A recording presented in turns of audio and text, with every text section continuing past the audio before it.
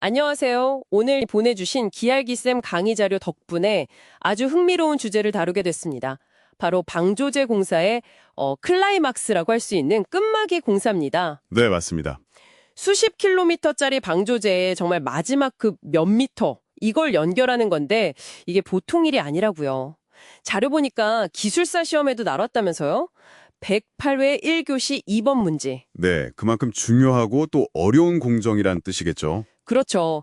그래서 오늘 저희의 미션은 이 끝막의 공사가 왜 특별한지, 또 어떻게 진행되는지, 그래서 이게 어떤 재미있는 점을 던져주는지, 그걸 한번 파헤쳐 보는 겁니다. 자, 그럼 시작해볼까요? 네, 좋습니다. 이게 단순히 둑을 쌓는 거랑은 좀 차원이 달라요. 마지막 구간이 이렇게 좁아지면요, 물살이 엄청나게 빨라지거든요. 예측도 좀 어렵고요. 아, 물살이 세지는군요. 네.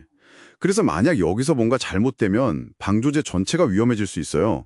그러니까 거대한 자연의 힘이랑 정말 마지막으로 딱 맞붙는 그런 고도의 기술 싸움이라고 할 수 있습니다. 와, 마지막 승부라니 표현이 정말 비장한데요? 그럼 이 끝막이가 정확히 어떤 거고, 왜 그렇게까지 중요한 건가요? 자료에도 잘못되면 월파, 균열, 침식, 뭐 이런 심각한 문제 생긴다고 하던데요? 네, 맞습니다.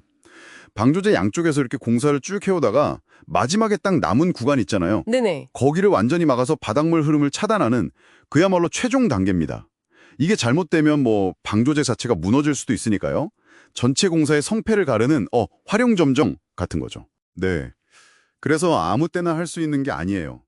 여기서 좀 재밌는 점이 최적의 때를 고르는 것부터가 이게 무슨 전력 게임 같아요. 아, 시기요? 최적의 시기? 어떤 조건들을 봐야 하는데요? 크게 보면 두 가지입니다. 바다 조건하고 날씨, 기상 조건이요. 바다랑 날씨. 네. 바다는 일단 조위, 그러니까 바닷물 높낮이가 중요해요. 1년 중에 조위가 가장 낮은 때가 봄, 한 2월에서 4월, 그리고 가을, 10월, 11월 이렇거든요. 아, 물이 낮을 때. 그렇죠. 우리나라 서해안 같은 경우는 특히 2월이 제일 낮다고 알려져 있고요. 그리고 마지막 그 좁은 구간의 유속, 이것도 중요하죠. 보통 설계할 때 초당 한 3m, 4m, 그 이하로 관리되게끔 계획을 합니다. 초당 3, 4미터 이하로. 네. 그리고 날씨는 더 명확하죠. 당연히 장마나 태풍 오는 여름 피해야 하고요. 그렇죠. 위험하죠. 네. 그리고 겨울은 또 바람이 너무 세니까 결국 남는 건 봄이에요. 특히 2월에서 4월. 날씨도 괜찮고 낮도 길어서 작업하기 제일 좋죠. 와, 시기 선택부터 정말 과학적이네요. 자, 그럼 이제 진짜 궁금한 거. 시기를 잘 골랐어요. 그럼 실제로 이 마지막 틈을 어떻게 막나요? 공법이 있을 거 아니에요?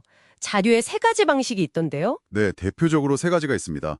첫 번째는 점고식이에요. 점고식. 네, 이건 열린 구간 전체에 걸쳐서 바닥부터 돌이나 흙 같은 재료를 동시에 이렇게 쌓아 올리는 방식이에요. 수위를 점차 높여가는 거죠. 아, 전체적으로 쭉 올리는 거군요. 그렇죠. 비교적 넓은 구간에 쓰기 좋은데 다만 공사 중에 방조제 안팎 수위차 때문에 물이 제방 밑으로 이렇게 스며드는 그 파이핑이라고 하거든요. 그 위험이 좀 있을 수 있어요. 아, 파이핑. 물이 새는 거. 그럼 좀 불안할 수도 있겠네요.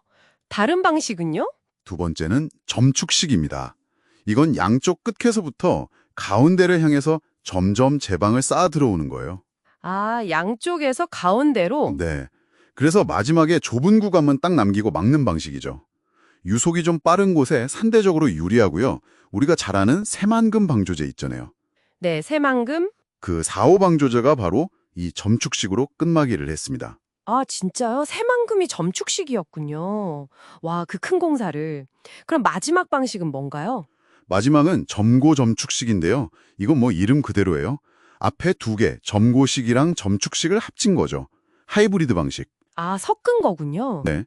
처음엔 좀 넓게 점고식으로 하다가 어느 정도 좁혀지면 마지막은 점축식으로 마무리하는 경제적이기도 하고 위험도 좀 분산할 수 있어서 큰 공사에 유리할 수 있습니다. 그렇군요. 점고식, 점축식, 그리고 둘을 합친 점고 점축식 상황에 맞게 고르는 거네요. 자, 그럼 이제 방식도 정하고 정말 마지막 연결 직전이에요. 이때 최종적으로 뭘 확인해야 할까요? 마지막 단추 채우기 전에 꼭 점검해야 할 것들? 물론이죠. 이때 제일 중요한 질문은 이거예요. 모든 변수를 우리가 다 파악하고 통제하고 있는가? 아, 최종 점검. 네. 최종 연결하기 직전에는 반드시 몇 가지를 종합적으로 다시 봐야 합니다. 우선 조류 수리 검토, 그러니까 실제 물 흐름이 예측이랑 맞는지, 네. 그리고 기초 지반, 땅이 안정적인지, 특히 물살 때문에 바닥이 파이는 거, 그걸 새골이라고 하는데 새골 방지 대책은 충분한지 이것도 봐야 하고요. 새골 방지 중요하겠네요. 그렇죠.